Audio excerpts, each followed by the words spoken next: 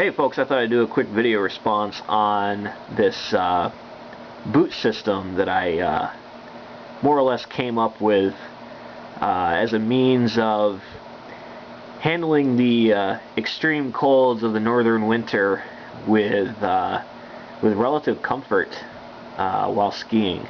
So what you see here is what I came up with, and folks have done similar modifications in the past. But as you'll notice, this is kind of a three-tiered system. We have our outer shell is a neoprene overboot, which happens to be manufactured by 40 Below.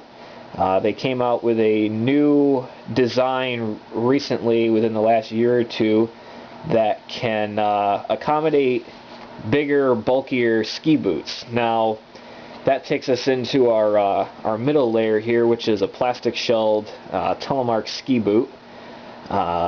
This particular model is made by Scarpa.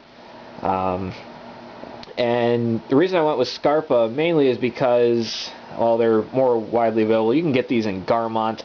Basically, any plastic-shelled tele boot will definitely suffice for this particular design.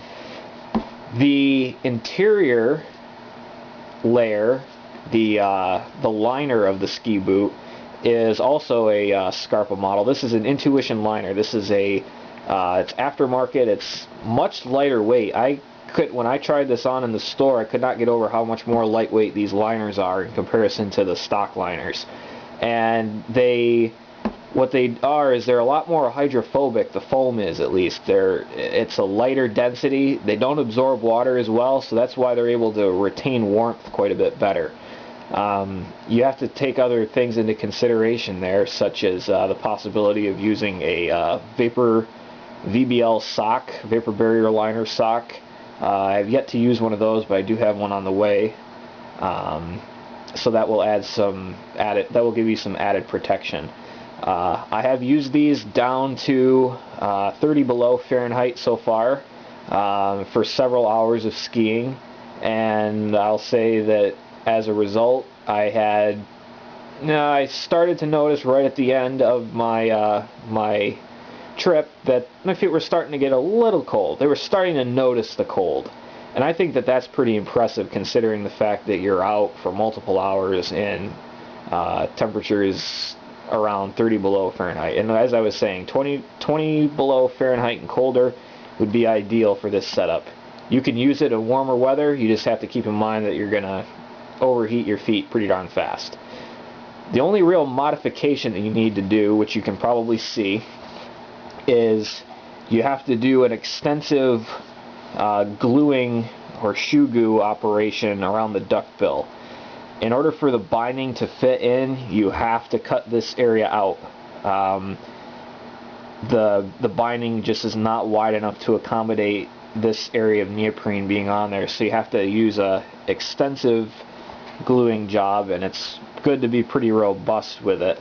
I've used Loctite and Seam Grip, combination of those things, to kind of hold this together, and after some extensive use so far, it's held together. The other thing you need to keep in mind is the fact that these areas where it's kind of prone to peeling, you need to make sure that there is a good amount of glue. In fact, what I would recommend for anybody who wants to do this is to actually, as you initially begin to glue it, I would apply a layer of super glue to this entire area, this entire front toe area here, to completely seal it down as best as you can. That will probably eliminate many issues you might encounter later on if you were to just glue the edge. Just doing that is not going to cut it, especially since this is an area where this is a primary moving area that's subject to wear and tear, so you really have to make sure that that's glued sufficiently.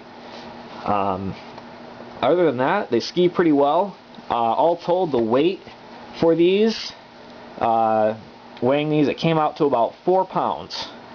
So 4 pounds almost exactly. So keep that in mind. Not the lightest weight option for your feet, but if you want to enjoy extreme cold temperatures on skis, cross-country skis, I think it's a pretty good bet that you got there. So thanks for watching. Hopefully you enjoyed. Maybe you want to try this out yourself. Keep on having fun.